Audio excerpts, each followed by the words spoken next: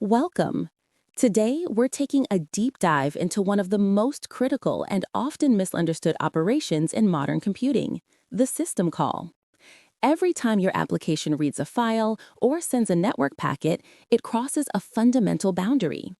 We'll dissect this process, exploring the intricate dance between your code, the CPU, and the kernel. So, why should we care? Because this transition is expensive.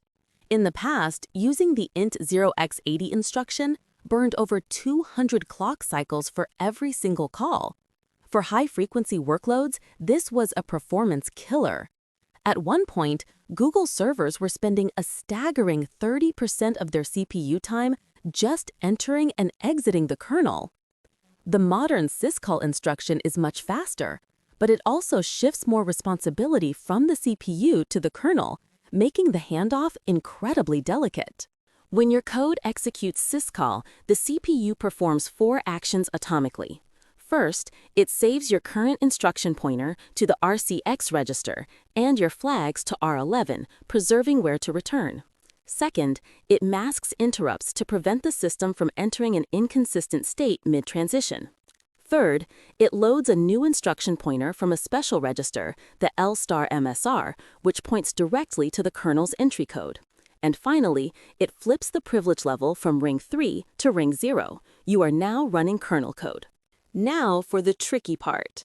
Notice the calling convention. Arguments are passed in RDI, RSI, RDX, and so on.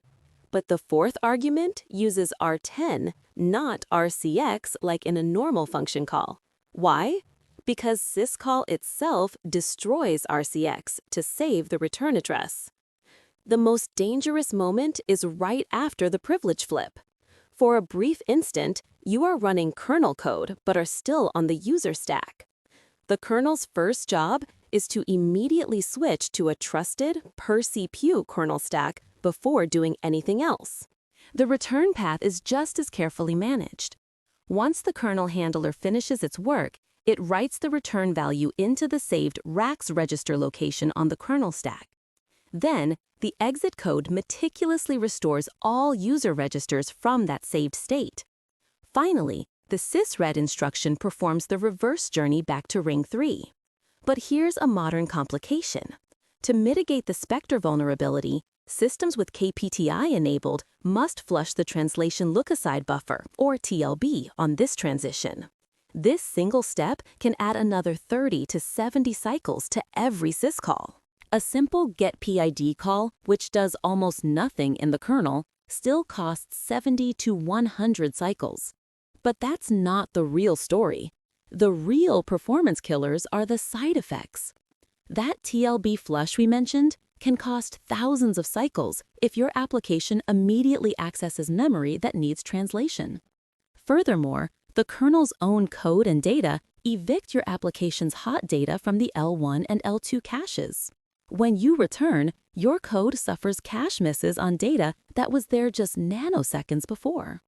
This is the invisible overhead that slows your applications down.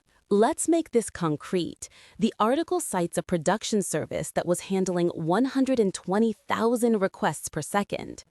After the meltdown security patches were applied, which enforced these costly kernel transitions, throughput on the exact same hardware dropped to 85,000 requests per second. That's a nearly 30% performance loss, not from a code change, but from the increased overhead of every single system call.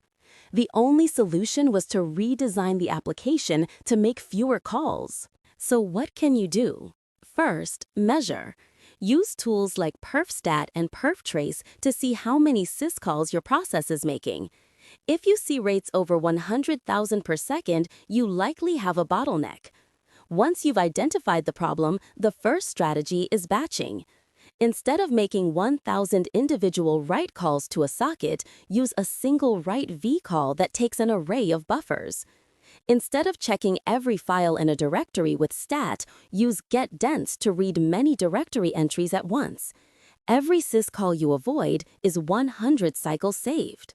The best optimization is to not make the call at all. Modern kernels provide 2 powerful mechanisms for this.